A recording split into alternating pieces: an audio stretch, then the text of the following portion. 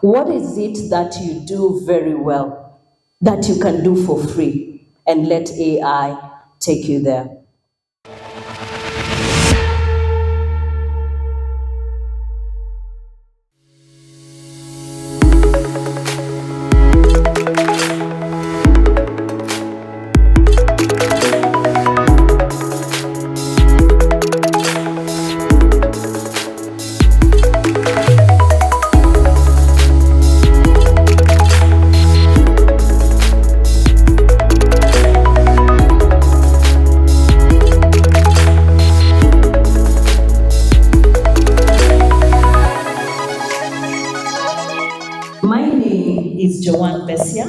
And as introduced, I'm the founder and CEO of Techmindset Africa. But before I get to what I'm talking about today, I want to acknowledge something because it is protocol to do so. I am an alumni of Daystar University. Amen. And when I was at Daystar University, this is how I used to sit exactly, it's only that you have modern chairs today. The first thing we would say before we say anything is, God is good. So when I was coming to Daystar University this evening, or rather this afternoon, it's not that I was not familiar with the place, but you won't believe it. I went up the library and then went around some buildings and then came down, but in my head, I knew very well I was coming to the amphitheater and the ICT block building. Now, the reason I'm telling you this is because every step that I made, I just thought to myself, why am I second guessing myself? Why am I asking myself questions and I know where to go and how to go? I know the shortcuts possibly that none of you would know. I know the shortcuts to different buildings. And the reason I'm saying this is because and this is an opportunity for us, I was thinking to myself, if I had a mobile phone, just log in, all right, and identify the direction I'm going and ask me, are you going to the amphitheater, are you going to the ICT building? That's all I needed to know. Maybe wear a set of glasses and direct me straight to where I was going. Those are the opportunities I want to talk about today about artificial intelligence. Now, because of the few minutes, I'll not delve much into what artificial intelligence is, but I want this to be more of an engagement. And for that, I need actually 2 or 3 people. I want you to close your eyes briefly, very briefly, all right? Close your eyes. And I want you to pick something you would do for free. Think about it. Something you would do for free, no matter what.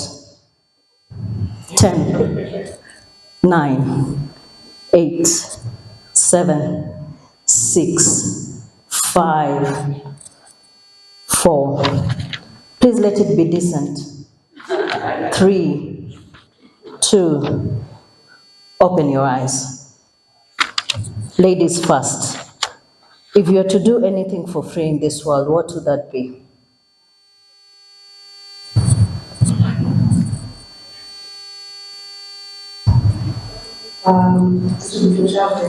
Traveling. Thank you.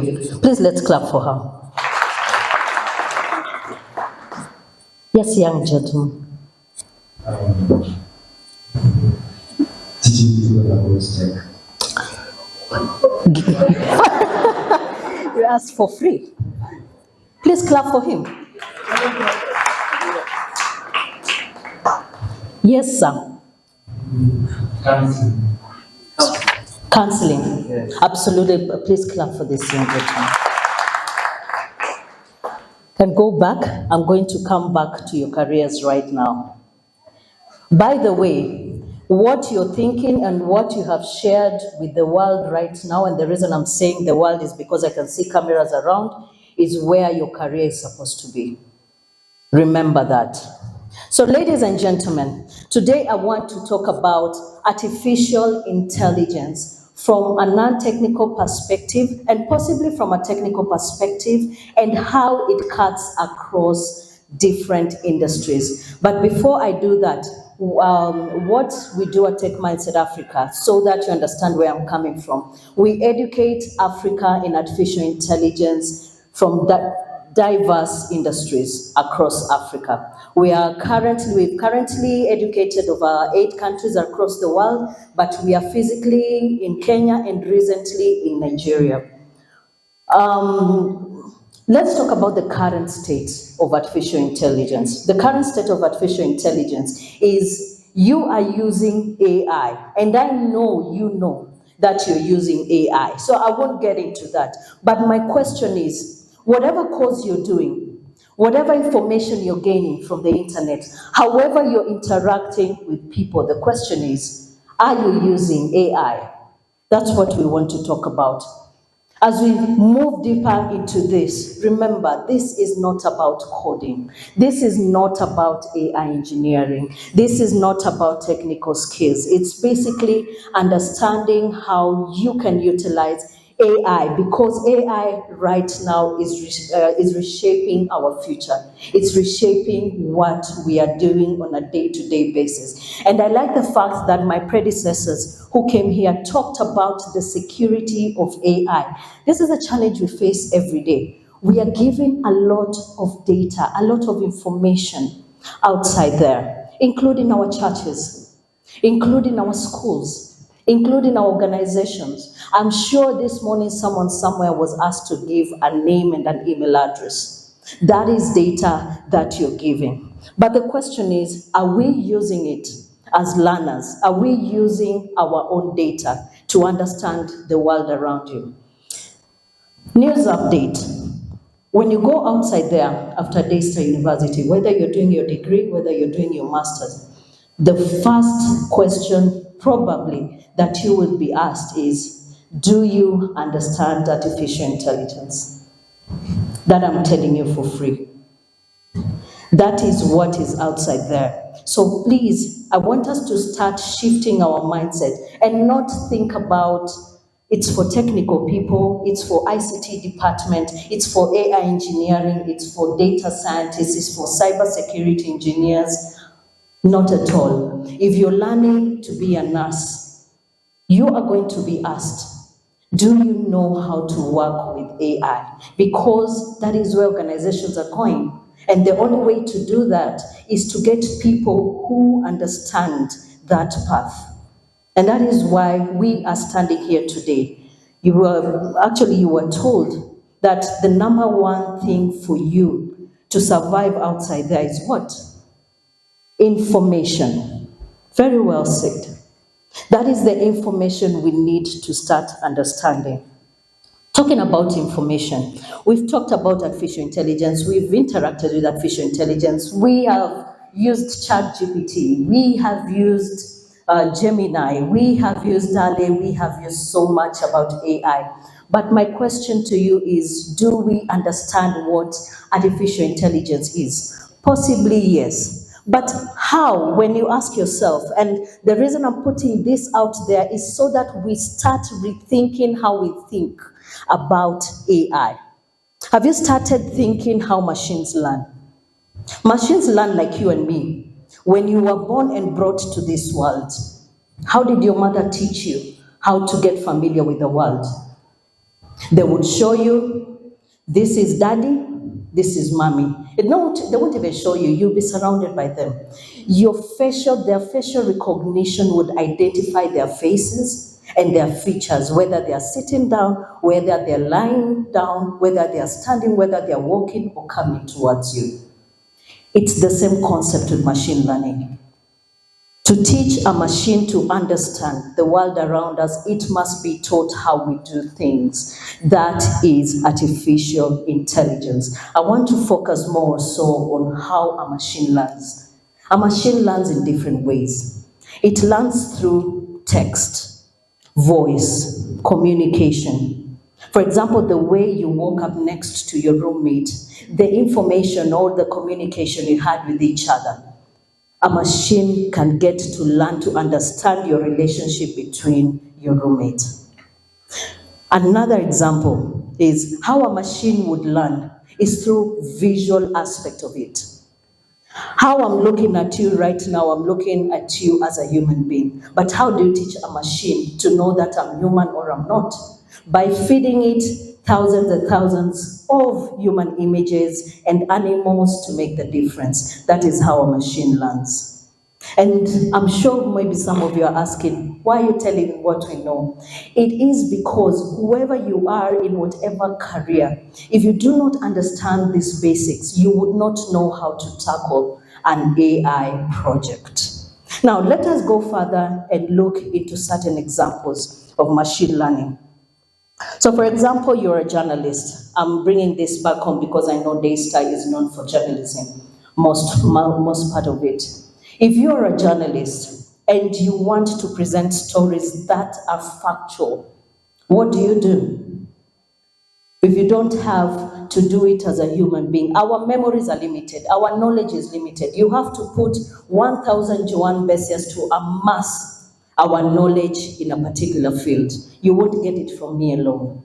But the question is, machines can. So as a journalist, how would you use machine learning to create an AI model? Is to feed it thousands and thousands of factual information. In fact, let's come back to Kenya. Watu wa Murima. I'm not going to get into politics. I know you don't want to get there because of, I'll speak as plainly as possible. If you want to know the percentage of Watu wa Murima in Kenya, what do? You feed the machine with Murima people, as many as possible, put them against the population, and you know who your target audience is. Get facts and information about the people of Murima. Get to know what they know that possibly we do not know. And once you do that as a journalist, you will not report from a political perspective. You will be reporting from a factual perspective. That is just one area of journalism that you can use machine learning to do. How did you go through the process? You understood that this is the kind of people that you want to get information from. You took their facts about their culture, their perceptions, and so on and so forth. And then you put that information together, put it against what is being said by other people, but present what is factual. And a machine can now do that. That is AI and machine learning. So when I asked the three, our young leaders here who came here and imagined what it would be to give a service for free, what did they do? They thought about what is core within them that possibly most of us will not give for free. And I want to give an example of an AI application on traveling. For our lady, who talked about traveling. How do you think AI can be used in the travel industry? Now, for example, you learn tours and travel. You go and learn the skills. But when you go outside there, the outside world already is ahead with AI knowledge in the traveling industry. They're looking for people like you who have passion in traveling, but not necessarily AI skills. As a person who will stand in the traveling industry, what would you need to know? What are the challenges in the traveling industry, for example? Once you identify only one challenge, you don't need to look for a lot. One challenge, for example, in the travel industry that I can say I have experienced are the long queues and bureaucracies in our airports. That is a massive challenge. Either it stops tourists from coming or us going out. There's a lot of queues. I remember just 3 weeks ago, as I was going to London for an AI summit. I went through Ethiopia, all right, because I took Ethiopian Airlines. So this is how the lady treated me when they were checking my passport. They did this, they looked at me, they turned my ID like this, they moved closer to my face. Now, if that was you, what would you be thinking? What would you be thinking? Sorry, I can't hear you.